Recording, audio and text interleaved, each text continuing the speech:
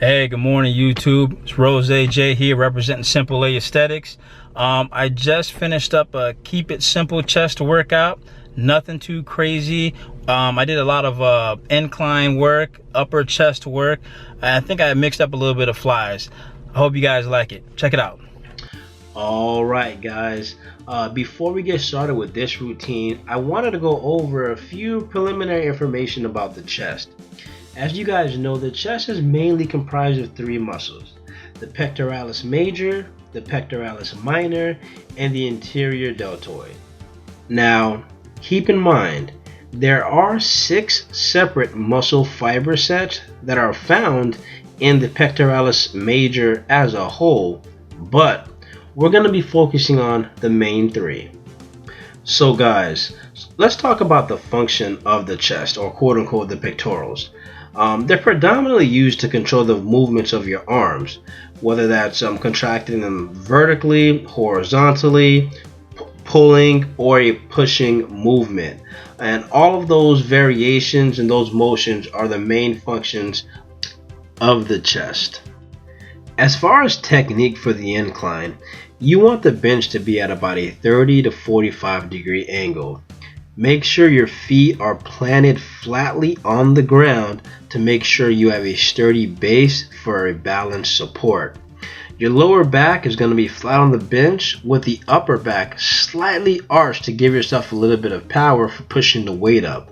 Remember, on the negative, make sure you're descending the weight right in between your clavicle and your chin. That's the perfect region where you need to bring the weight down to get the optimal stretch for the upper chest. Now it's on to the next one, the hammer incline press. Now before you start killing me now, guys, I know everybody likes the free weights, the DB inclines, the incline press that we just did with the barbells, but every sort of piece of machinery in the gym has its place in a workout.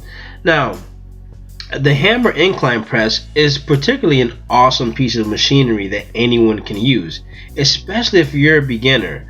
If you're a beginner and you don't want to go ahead and jump on the incline bench because you can't put on as much weight, this is a great alternative for you.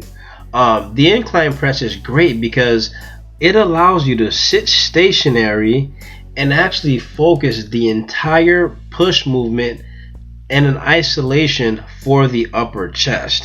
Now notice, I'm seated to the side. This is a variation of doing this machine. I'm pretty sure you guys have seen others do it before as well.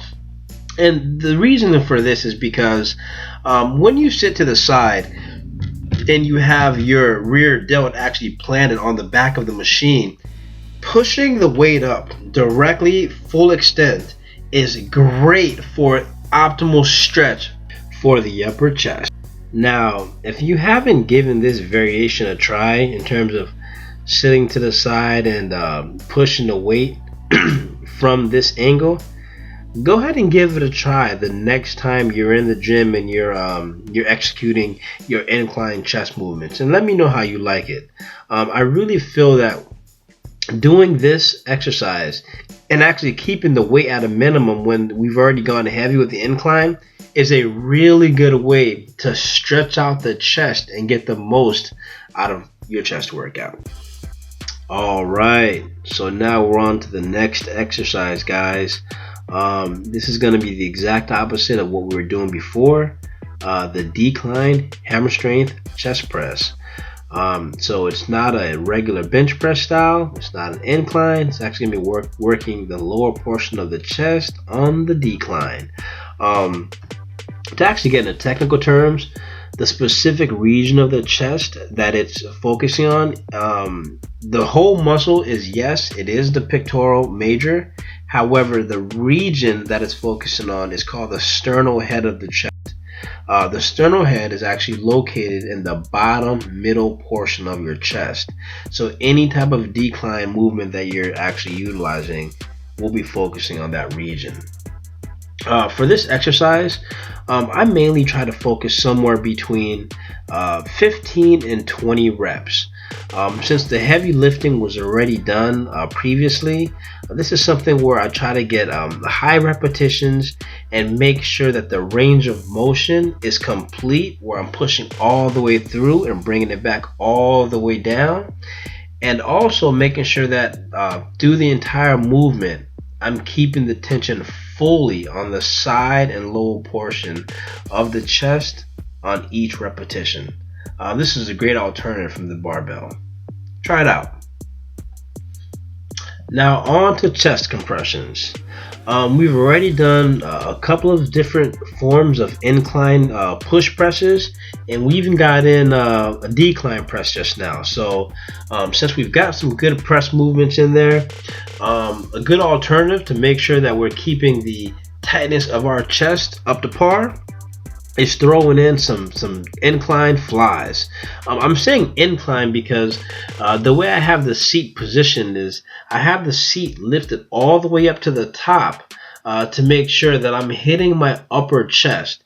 Guys, you got to remember, whenever you're doing most chest movements, the lower chest is always targeted. So if you make it a conscious effort, I should say, to target that upper chest through your movements, it would definitely benefit you in terms of the development that you'd get from the upper chest.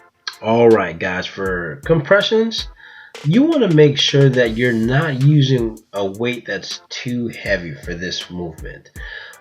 You want to use a weight that's heavy enough that you feel it, but light enough that you can move it on each repetition while feeling the tension throughout. So you want to be seated with your back firmly planted on the seat, your feet planted straight on the ground, and your chest slightly poked out, almost as if it's pointing in the air, to make sure that you're getting a full extension through each repetition. And you do this for about 15 to 20 reps, you're gonna feel it, believe me. All right, so in this case, I did save the best for last. Sorry about the angle, guys. I really tried to see if I can get a good angle with the camera, but this didn't work out too well. So I'll look forward to seeing if I can fix it for the next one. Now back to the exercise. The dumbbell pullover. This exercise is, for some, they do say it's the king of isolation chest movements, and I don't think I can disagree. This exercise is actually great for developing the pectoralis minor muscle underneath the actual pectoralis major. You can really feel it throughout each movement. And it's a great exercise because not only does it work your entire chest, but you also get some lat activation and also some triceps in there. But as far as the movement, this movement is something that you want to make sure that you have a good solid base with your upper back planted against the bench, and you want to make sure you use a weight where you can actually bring the dumbbell back behind your head, fully stable, and using your pectoralis muscles to actually pull the weight over your body. This is a great exercise to actually build strength and stability throughout your upper chest. So to recap, have your feet wider than shoulder width, planted firmly against the ground, your back stable against the bench to where you have a good balanced location for movement, and bring the weight from behind your head and just over your sternum area, and repeat. That's it, guys.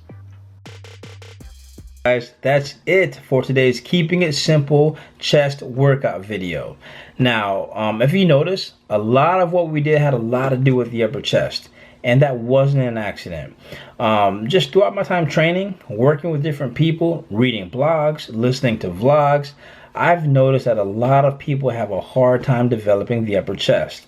So I thought, if I'm gonna make my first chest video, why not make it something where people can benefit from the information? So that's what I did.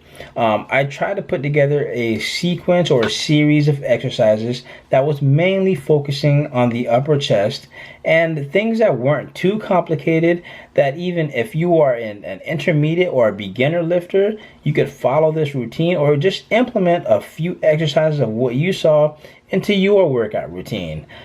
So if you found this information valuable, if you think it'd be beneficial for what you're trying to do, please don't hesitate to like the button below, and that way, you know, we can gain your support, and we can continue to grow this channel, continue to inspire, motivate, and inspire others to reach their goals and continue pushing for their goals, because that's the whole point of Simple A Aesthetics. That's what we're doing, and that's what we want to be about. So until next time, you guys, stay focused, stay hungry, stay humble, and remember, keep it simple.